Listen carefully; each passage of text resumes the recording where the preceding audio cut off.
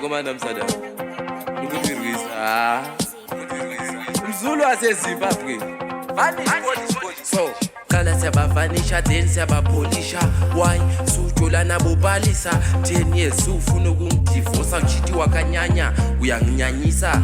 Vanisha then siyabapolisha. Why sujola nabobalisa 10 years ufuna ukungidivorce uchiti wakanyanya uyanginyanyisa. Bakubona njengebhini bathi bhini man, bakubona njengekoni bathi koni man. Yo funi iPhone man, ukamba takudirira mujerrycan.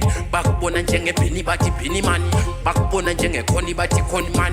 So ufuni iPhone man, ukamba takudirira mujerrycan. Ati bakwati kunokufuti njuga ikarati vaneka big pop manje jova itapati yesinditori goti patikijimane sauti sikala phansi from the top saka amazinya phele bonke njengegwalipop skanki asishela lapho ngelikopho umzululana utshaya nekopo. So sikala siyabavanisha then siyabapolisha.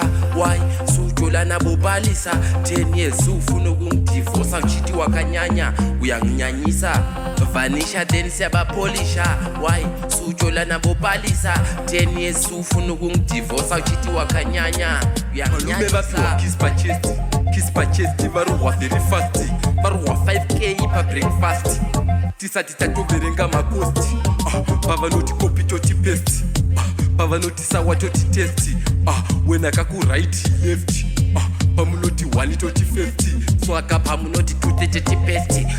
Eva ndiye egane resti. Imogo yipi Everest, taka zorora daza underresti.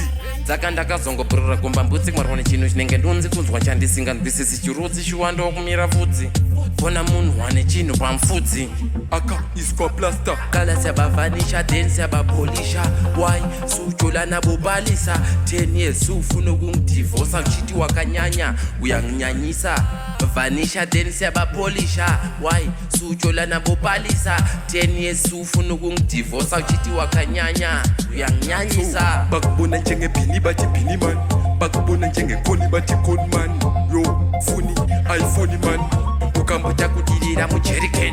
Bakubona njengebhini bathi bhini man, bakubona njengekoni bathi koni man. So ufuni iPhone man, ukamba takudirira mujerrycan. Ati bakwati kunokufuti njuga ikarati vaneka big pop manje jova itapati yesinditori goti patikijimane sauti sikala phansi from the top saka amazinya phele bonke njengegwalipop skanki asishela lapho ngelikopho umzululana utshaya nekopo. So sikala siyabavanisha then siyabapolisha. Why sujola nabobalisa 10 years ufuna ukungidivorce uchiti wakanyanya uyanginyanyisa. Vanisha then siyabapolisha. Why sujola nabobalisa 10 years ufuna ukungidivorce uchiti wakanyanya uyanginyanyisa.